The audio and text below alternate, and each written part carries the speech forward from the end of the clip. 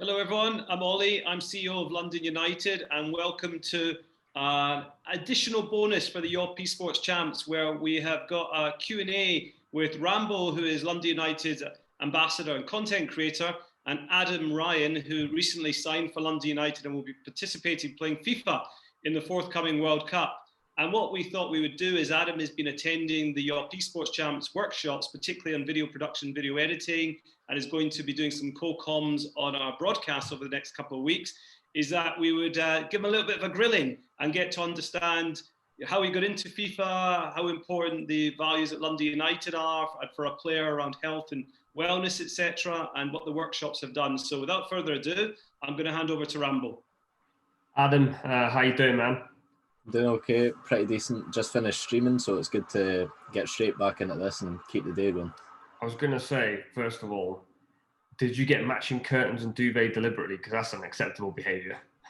I did not, and I would say it's a rare occurrence that my bed is made, but I couldn't have a messy bed in the background, but it was not deliberate. I didn't even notice that until you said it. Yeah, I was going to say, they're definitely the exact same colour palette, so either your mum or your dad or someone's gone to some serious work to make a bed. I just like blue, what can I say? Yeah, I can tell, mate, I can tell. Obviously, the obvious question is, are you looking forward to the champs? Are you looking forward to get going? Yeah, of course. I'm looking forward to commentating on the champs as well. I know a few of the guys, some of my friends in real life have entered, so it'll be good to see how they do. I've never seen them in a competitive environment before, and it'll be my first time commentating, so I'm excited to try something new. It's something I've wanted to do for a long time, so yeah, I'm buzzing to just get the champs started.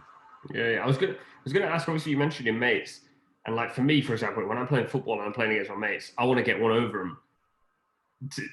What's that like for you? Because obviously you obviously want to beat them, but you're at the same time your mates, and how does that play out for you? Well, I used to play my mates on like older FIFAs because we were all kind of similar standard, but now I don't play against my mates. I don't think they want to, and yeah, I don't think it would make good viewing. So I'll never play against my mates anymore, apart from my friends in the scene who will actually give me a good game. But in terms of the ones I went to school with, yeah, they're not going to be playing me anytime soon. What about the ones in the scene then? Like, so obviously you want to win for yourself, but they obviously it's really quite important for both of you to win. It's annoying when you match a friend in competition. It's probably one of the worst feelings. You obviously feel bad if you're going to win, but at the end of the day, your friend's off the pitch, but as soon as the whistle goes, you just have to go for it. You know, you've both met through being on the same journey, trying to become a professional FIFA player. So when that whistle goes, you just do your work. It'd be the same if anything else, like, I don't know, boxing. If you're boxing your friend, you're going to win. I don't know, anything. Yeah, and you say it's the same as anything else, but I imagine your preparation to someone who's a professional footballer or a boxer is completely different. What's the difference in? Because like, I've played foot champs, mate. Foot champs feels like it's competitive, and it feels like you got to prep for that. I've got to eat the right meal the night before I hop into foot champs. What's the prep like going into an actual competition? Well, it's definitely not like a real footballer, of course. It's not as much on the, like, as an athlete, but it's also really important to have good nutrition and exercise, because healthy body, healthy mind, they say, and they are really important, especially here at London United. We know that's part of the values, and it's part of the values I stand for as well. So it was a great attraction for me, and one of the reasons why I came here. I've already had some physio sessions and felt great benefits from that, thanks to London United. So that's a big bonus. And in terms of preparation, my preparation's already started for the Club World Cup, for example, and that starts on the 17th of this month, which is around a week away, maybe a bit longer actually, 9 days or something like that. But it starts now, so I'm playing a minimum of 5 games a day, and that is also streaming. So basically, I start my day streaming, get to a good start, positive vibes, and then I lock in, get 5 games done, and then in the evenings where I'll analyse them, pick points out to work on the next day. I think the biggest, most important thing is to play with a purpose, and then as the tournament comes around, that's where I'm really just trying to fine-tune things and make sure I'm in the best condition mentally and physically for the tournament, because it all links together. You've mentioned mental and physical quite a few times. What are you actually doing to be mentally in the right space, physically in the right space? It depends how serious you take it. For example, every morning I like to meditate. I know it's not something for everyone, but I enjoy it.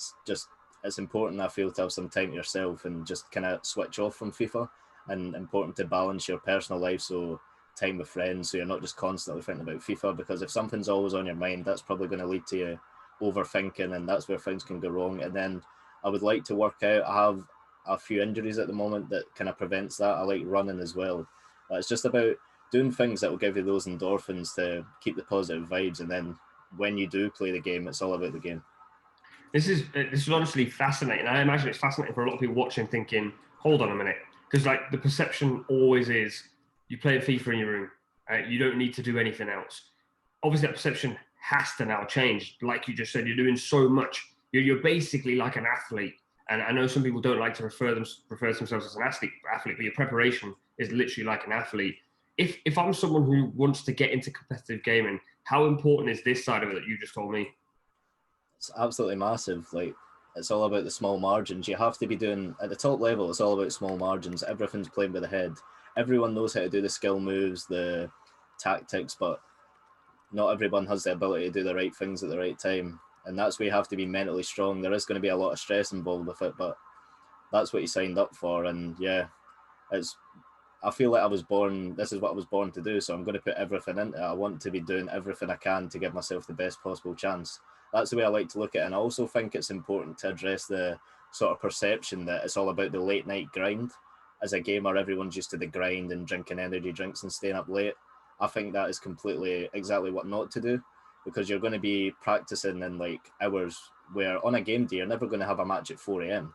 So if you're peaking at 4 a.m. and producing your best stuff, that's just not ideal. You want to be practicing at times where you're actually going to be performing. So when the time comes around to perform, you already have that routine. So it's all second nature to you. You know exactly what you're going to do. And that means when you're in the game, everything's clicking. You're not worrying about what you've had to eat or what you're having for dinner or who's texting you or whatever. Your mind has to be on the game. Okay, so essentially you want to practice what you're in the end going to produce. I guess you're trying to create competition scenarios before an actual competition. Yeah, exactly that. Because if you fail to prepare, obviously you might as well prepare to fail. Like, you have to, if you're just going into, say for example, I don't practice for this tournament, I'm dropping myself in the deep end, so my body won't know how to react when the time comes. Of course, it's a bit different. You have a bit more nerves at the time when you're in real competition, but you just have to use them to your advantage. But you have to be used to, like, so that's why I would practice against other pro players 5 games a day at the moment, because I want to be ready. So for example, I don't get completely outclassed, because I could put all this work in off the pitch, but if I don't put it on practicing FIFA as well and get that right, then my skill won't be there and I'll get outclassed. So you have to be prepared and ready for the challenge.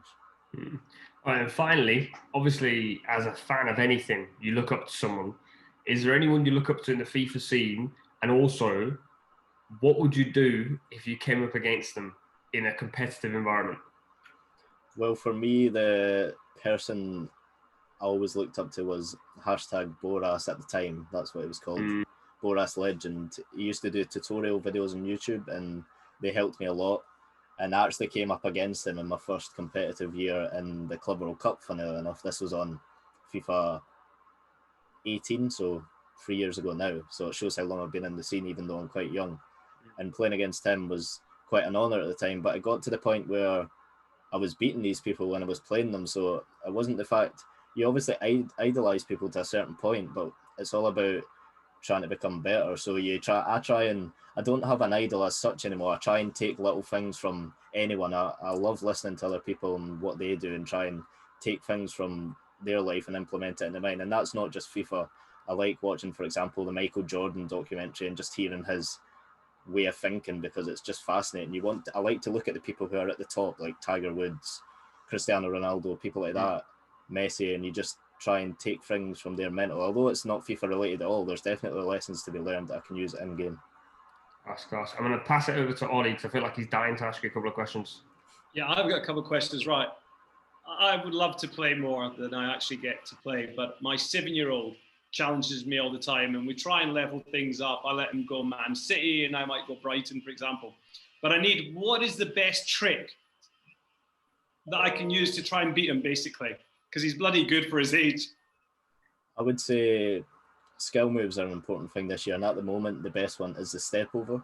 It's actually a very simple skill move to learn. If you typed it in on YouTube, there'll be plenty of tutorials. But if you learn that, sometimes it gives you a really nice speed boost, so you can get past his defenders, and also sometimes it's like impossible to stop because it's not programmed properly. So you can really use that, especially if you're playing someone on a similar level to you. If he's a bit better than you, that's something that you can use, and even if he knows it's coming, he'll still really struggle to stop it. So therefore, we can expect to see a lot of stepovers in the broadcast in the next week or so, yeah? Especially in the Esports Championships, there's going to be a lot of them.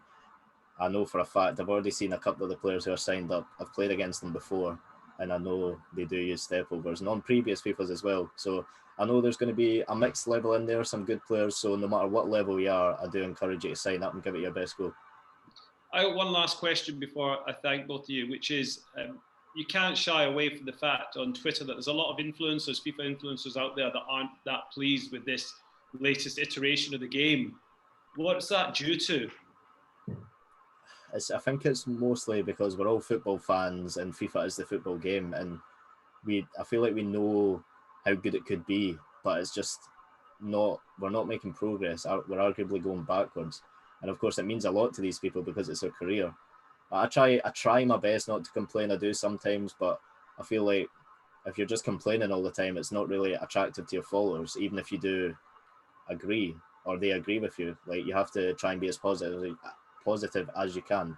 So I try and be as positive as I can, but sometimes it is hard because we know how good FIFA could be. And I just feel like if they put a bit more work in and change certain things, it could be so much better than it is. But it is already good, and I think we have to appreciate what we have. You don't appreciate that sometimes until it's gone, but there's so much room for improvement.